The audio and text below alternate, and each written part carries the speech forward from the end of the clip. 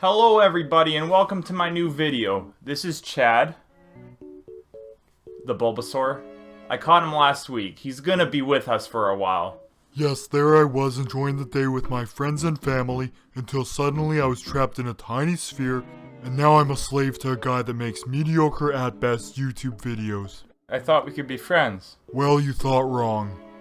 Well, could we at least move on to the video? I guess so. And can you tell them? Really? On the first video?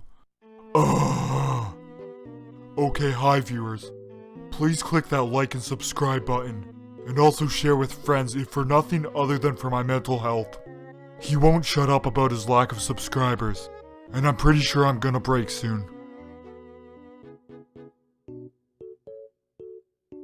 The Nintendo Switch has been a runaway success both critically and commercially, after 2.5 years giving us a plethora of amazing games. Absolutely. In addition to this, it's become the preferred platform to play indie games on. It's an amazing system. But one look at the operating system and you'll notice that there's a lot less charming than its two predecessors. It's pretty streamlined. I mean, good that it's easy and fast to get to exactly where you want to go, but it lacks a lot of that Nintendo charm. The 3DS launched with a really cool system feature called StreetPass, in which taking your 3DS on the go and crossing paths with other players copied Mii's over to each other's system. Every Mii was personalized in both their appearances and personalities, so you had a lot of tools to make your Mii resemble the real-world version of you. Additionally, you can give them lines of dialogue or answer questions to tailor your Mii to your liking. The Miis that you collect over time were stored in the Mii Plaza, an app that was preloaded onto every 3DS.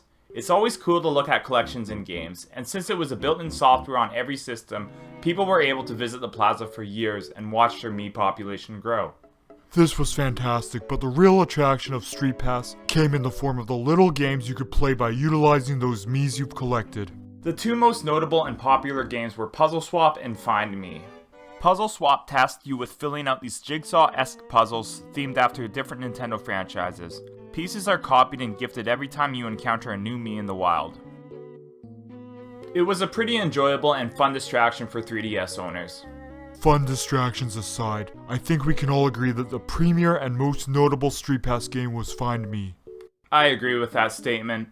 Find Me is a turn-based RPG very reminiscent of old Final Fantasy and Dragon Quest games. The basic story premise is that you, as in your actual Mii character, has been kidnapped, and you must use your Mii recruits to take down various monsters and enemies, floor by floor, till eventually reaching level 13, where you have to save yourself from the final boss.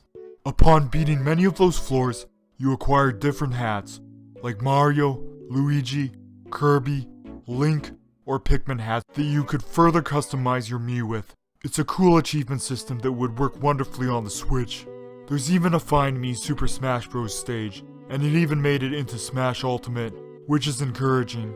Nintendo continued to update the Mii Plaza over the years, adding a lot of additional Puzzle Swap puzzles, but more noticeably, 11 new games. Those games were Ninja Launcher, a game where you have to launch Miis and hit several airborne targets. Monster Manor, a haunted mansion game that you rebuild rooms in a mansion by using pieces you obtain from other Miis. I kind of love the battle system in this game, where you gotta be mindful of your battery power as you do specific actions in battle. Ultimate Angler is a fishing simulator, which that alone has probably sold most people on StreetPass. Every game needs a fishing component. Battlegrounds is an action game where you battle hordes of zombies. You obtain items from the Miis you've crossed paths with. You can even find a Wii remote and use it as a weapon. I love those kind of Easter eggs in games. Flower Town is a game where you use Miis to grow flowers. I'm basically a plant. That's true.